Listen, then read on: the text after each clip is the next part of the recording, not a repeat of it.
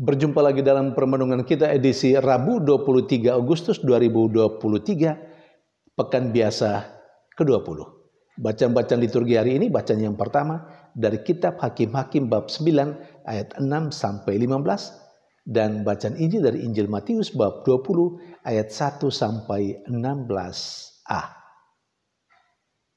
Kedua bacaan liturgi hari ini menggambarkan seperti apa manusia di hadapan Allah di satu sisi, dan di sisi lain menggambarkan bagaimana Allah terhadap manusia. Bangsa Israel dalam bacaan yang pertama sebenarnya sudah memiliki seorang raja yang telah dipilih dan ditentukan oleh Allah bagi mereka, yakni Yotam, raja ke-11 dalam kerajaan Yehuda. Dan Yotam adalah anak dari Raja Uzia. Tetapi orang-orang Israel membuat lain lagi, melakukan hal yang lain lagi. Apa itu? Mereka memilih lagi raja untuk diri mereka sendiri. Mereka memilih Abimelek sebagai raja mereka. Di sini nampak, di satu sisi ada Raja Yotam yang sudah ditentukan dan dipilih oleh Allah bagi mereka. Tetapi di sisi lain, mereka mengurapi raja menurut kemauan mereka, yakni Abimelek. Jadi ada tandingan, ada raja tandingan. Apa yang mau diungkapkan dengan hal ini? Yang mau diungkapkan dengan hal ini dari sisi manusia, bangsa Israel adalah bangsa yang tegar tengkuk, yang tidak mau diatur oleh Allah. Sebuah bangsa yang mau hidup menurut maunya sendiri. Mereka lupa kalau mereka adalah bangsa kepilihan Allah. Mereka melepaskan atau mengabaikan Allah dan orang-orang yang dipilih serta ditentukan oleh Allah. Lalu mereka menentukan bagi diri mereka sendiri seorang raja baru, Abimelek. Itulah ketegaran hati bangsa Israel. Itulah ungkapan atau gambaran bangsa Israel yang tidak mau diatur oleh Allah. Saudari dan saudara yang terkasih,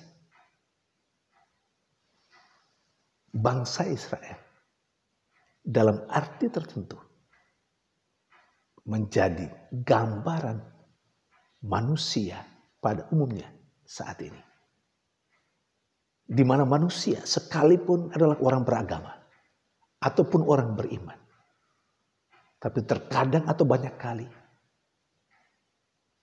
tidak mau taat kepada Allah, tidak mau mengikuti apa yang ditentukan oleh Allah, tetapi mau menentukan segala sesuatu bagi dirinya sendiri, seturut keinginannya, seturut kemauannya.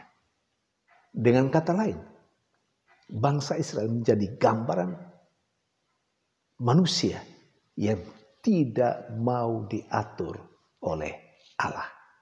Kalau perlu, mengatur Allah. Saudari dan saudara yang terkasih, apakah kita masuk dalam label ini? Masuk dalam kelompok manusia, sekalipun menjadi orang beragama, sekalipun adalah orang beriman, tetapi tidak mau diatur oleh Allah dan mau mengatur diri sendiri menurut keinginan sendiri, menurut kemauan sendiri. Kalau demikian terjadi, kita termasuk bangsa atau manusia yang tegar hati. Saudari dan saudara yang terkasih, Sementara dalam bacaan Injil hari ini, dalam perumpamaan tentang penggarap atau orang yang bekerja dalam kebun anggur dan pemilik kebun anggur. Para penggarap itu, terutama mereka yang bekerja pada pagi hari, di awal-awal hari, itu menggambarkan manusia. Manusia yang sombong, yang merasa berjasa di hadapan pemilik kebun anggur karena bekerja lebih lama. Dan karena itu menuntut atau merasa mempunyai hak untuk menuntut dari pemilik kebun anggur yang adalah gambaran Allah. Saudari dan saudara terkasih, para pekerja yang bekerja lebih awal di kebun anggur dalam perumpamaan bacaan Injil hari ini mengungkapkan atau menggambarkan keadaan manusia saat ini yang merasa berjasa di hadapan Allah, yang merasa berbuat banyak untuk kepentingan-kepentingan Allah, untuk kepentingan-kepentingan keuskupan, untuk kepentingan-kepentingan paroki, untuk kepentingan-kepentingan gereja, merasa menjadi orang yang berjasa dan karena itu menuntut haknya supaya mendapat lebih banyak dari gereja, dari keuskupan, dari Allah. Apakah saya dan Anda masuk dalam kriteria ini? Itulah gambaran manusia yang ada. Itulah manusia di hadapan Allah. Seperti apa manusia di hadapan Allah. Namun di sisi lain, dalam kedua bacaan liturgi hari ini juga diungkapkan bagaimana Allah di hadapan manusia. Dari bacaan yang pertama, Allah tampil sebagai Allah yang dengan niat baik, dengan penuh kasih sayang, mau mengatur dengan baik orang-orang yang ia pilih dan yang ia tentukan untuk menjaga manusia. Dan itu terungkap dalam penentuan Allah, pilihan Allah atas Yotam sebagai raja bangsa Israel. Supaya melalui Raja Yotam, orang-orang Israel bisa ditata kehidupannya menjadi bangsa yang sungguh berkenan pada Allah. Menjadi bangsa yang pantas menyandang sebagai bangsa kepilihan Allah. Betapa Allah itu maha baik kepada bangsa Israel. Dan Allah yang sama juga maha baik terhadap manusia pada umumnya. Allah mau menata kehidupan manusia dan memberikan kepada manusia orang-orang yang dia pilih dan yang dia tentukan untuk memajukan manusia. Itulah Allah di hadapan manusia menurut bacaan pertama hari ini. Dan bagaimana Allah di hadapan manusia menurut bacaan Injil hari ini? Jelas, dengan sangat tegas diperlihatkan melalui perumpamaan pemilik kebun anggur. Dia menampung semua manusia untuk berkarya. Dia menawarkan jasa baiknya, menawarkan kebaikan hatinya bagi manusia untuk terlibat dalam rencananya. Allah mau melibatkan manusia. Allah menuntut manusia untuk berkarya dan bekerja. Dan Allah memberikan upah sama untuk semua manusia. Tetapi